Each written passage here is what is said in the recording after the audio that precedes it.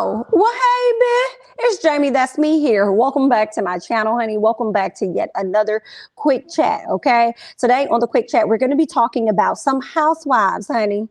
Girl, first up on the quick chat, let's go ahead and get into Miss Kandi Burruss of Real Housewives of Atlanta, okay? I told you guys the other day, Miss Kandi is doing her tour, her press, where she goes around and she talks about her shows and everything. She's talking about Kandi in the Game, which is expected to drop on this Sunday. She's also been touching on Real Housewives of Atlanta. When it comes to Kandi in the Game, am I reviewing it? Absolutely. Yes, ma'am. I am. I will be reviewing Kandi in the Game. So make sure that you guys come on back. Now, I hope this show gives, because if the show is not as entertaining as I'd like for it to be, okay, and you guys are not watching, then I will definitely drop out of the review race. Do you hear me? Okay, so let us hope and pray that the show definitely gives us the entertainment that we have been missing, okay? Also, keep in mind that Real Housewives of Atlanta has been rumored to return on May 1st, okay? Been rumored to return, and Miss Kandi actually got a chance to go over to the Wendy Williams show to sit down with Michael Rappaport, and she actually kind of talked a little bit about Real Housewives of Atlanta, specifically Miss Kenya Moore. Y'all know at one point Miss Kenya Moore read Mr. Michael Rappaport down to the ground, honey, okay? He couldn't handle Miss Kenya. Well, looks like Miss Kandi says that Miss Kenya has sat up here and read somebody else down, girl, over there on the Real Housewives. Let's go ahead and get into this audio and we'll chit chat afterwards. Season 14, another great housewife, Kenya Moore, who I had some issues with. Ooh, she read you. She read me. She read you down. With a smile on her face. No, she wasn't smiling. You didn't see the smoke coming out of her nose. Like she was fuming. But I'll tell you this. But let me just say this. Okay. Me and Kenya, we have DM'd, and I've been so happy for her to have her beautiful daughter and all that stuff. And that situation went a little bit further than I think either one of us wanted to. So I'm a big fan of Kenya. And anyway, go ahead. You tell me. It's okay. Because the thing about it is, you know, I'm sure she was able to get over it because she read you. Yeah. So, you know, when you're the one that read the person, it's easier for you to move on and be like, oh, we okay. But the thing about this season, you're not the only one. She read some more people for filth. Like, when I tell you, it was so bad. I don't want to say who it was. You're going to have to watch. Give it to me. Give it to me. But they called me, like a day or two later, and was like, Kandi, why you let her read me like that? That's how bad it was. All right, y'all just heard what Miss Kandi had to say. She definitely was right, girl. When you're the person that's reading somebody, it's easier for you to just go on by your business. Now, if you're the person that then got read on, then honey, you're going to be bothered for a little bit longer than what you may have wanted, okay? Because they may have said a lot of unfair and unhonest things to you, so it definitely will have you bothered, girl, okay? So there's that. But yes, Miss Kenya did read Michael down to the ground. Now, Kandi also mentioned that Kenya got on to somebody, and this person called Kandi. So when I heard this, honestly, the first person that came in my head was Drew. Okay, the first person that came to mind for me was Drew. I was like, I wonder if it was Drew. And she called her like, girl, why would you let her read me down like that? Because, and then I also thought it was Marlo, right? But I feel like Marlo probably not finna call Kandi and be like, girl, why you let her read me down? Because Marlo knows how Kenya operates. So she just ready for her, right? Whenever she ready, she ready. And usually Miss Marlo comes with some really good reads. The way she read Miss Nene down in the past, Marlo be definitely ready. So it could have been Marlo, but the person that came to my mind was Drew. I could see Kenya reading Drew down to the ground. And then because of that read, Drew said, you know what, girl, it's actually better if I'm on her good side. So let me just get back on that side, okay?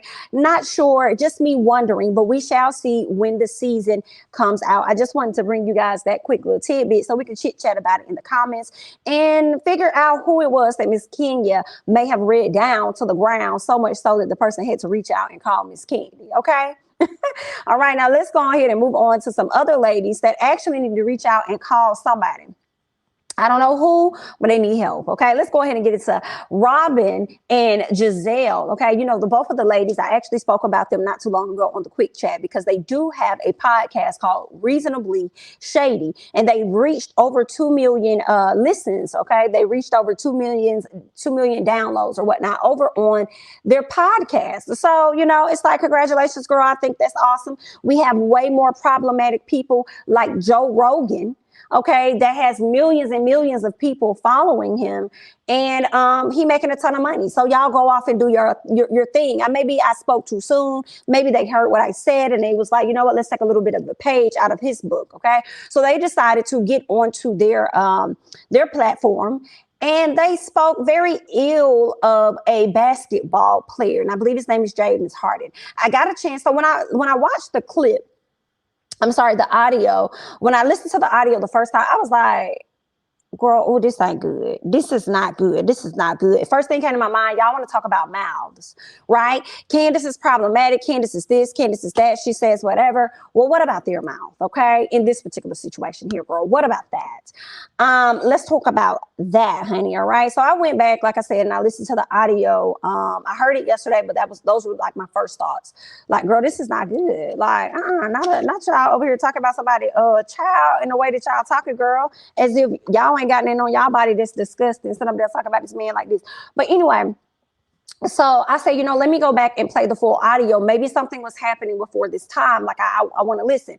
Well, what was happening in this podcast? And I personally feel like, let me say this section could have definitely been edited out because it was a part of the first 6 minutes of the show.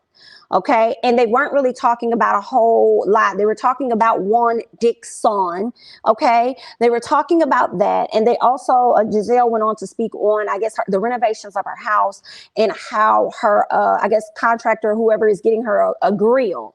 And it went from her talking about a grill that she didn't want, but still ordered, to her talking about, I think they brought up a man, like nobody's going to be cooking on that grill. When I think of somebody cooking on a grill, it's like a man with a beard or something like that came up.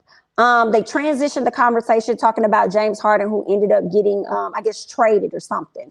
And it was something like that. Like they spoke on the grill and then correlated it to a beard, and then James Harden getting traded. And then this is when Gizelle decides to go in for the kill and says, oh, does anybody even know him? Like, do they even know that's him joining the team? Because he has a beard. Oh my God, that beard is just so disgusting. And this, that. And I feel like, okay, it's one thing for the beard to be disgusting because that's how you feel. Like, oh, I don't like his beard. I don't like that. Or I don't like that person's voice, whatever. But the problematic part comes in when you start to say things like, oh, something about I feel in the bottom part of my gut, in the very lower half, okay, of my gut, okay, I feel that his chin hairs smell like, what did she say? They smell like fried chicken.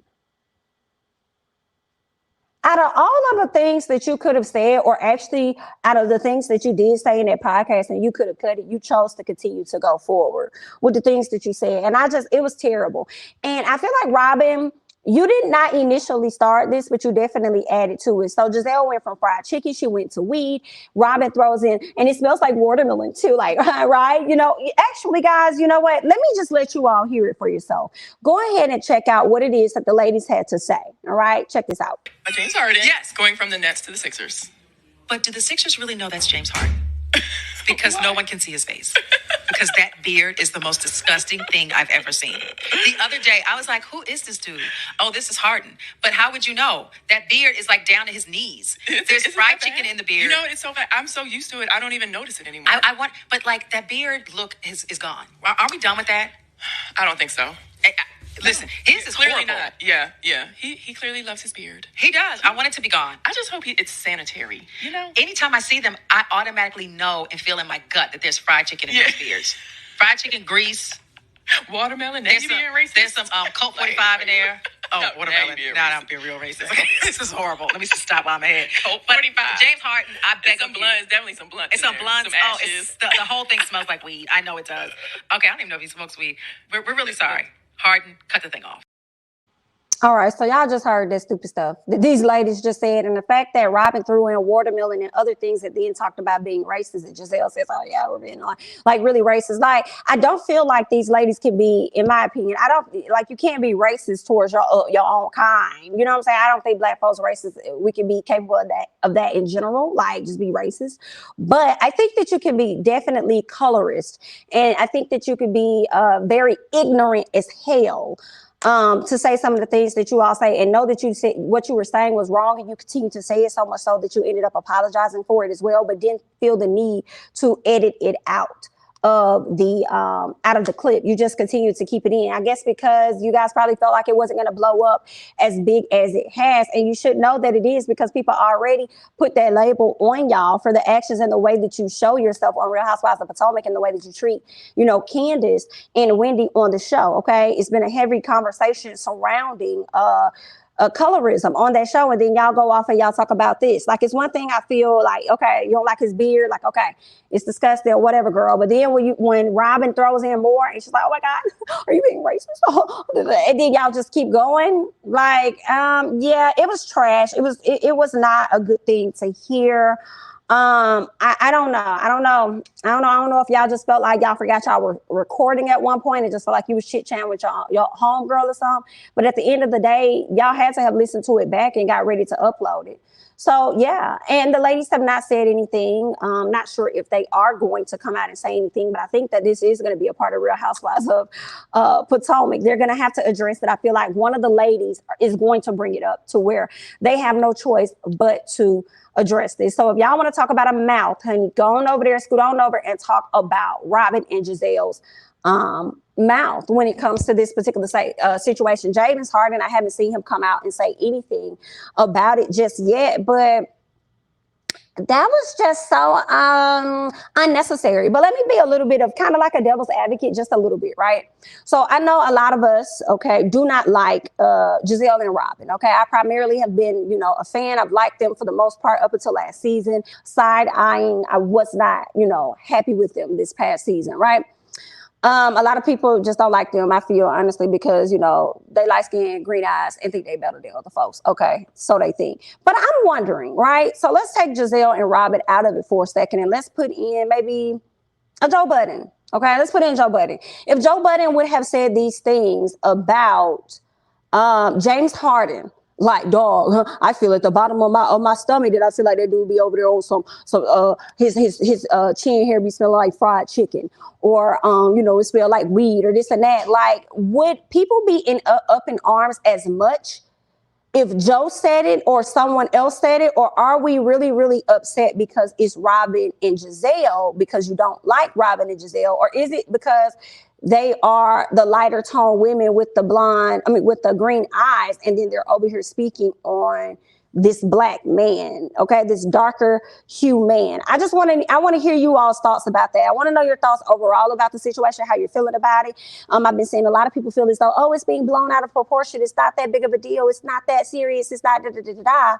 Right? But I still feel like even with that, even if they were joking, because you can hear them laughing and stuff, it still was unnecessary. It still was out of line. It still was giving, y'all don't like yourself. Y'all don't like a half of yourself or something.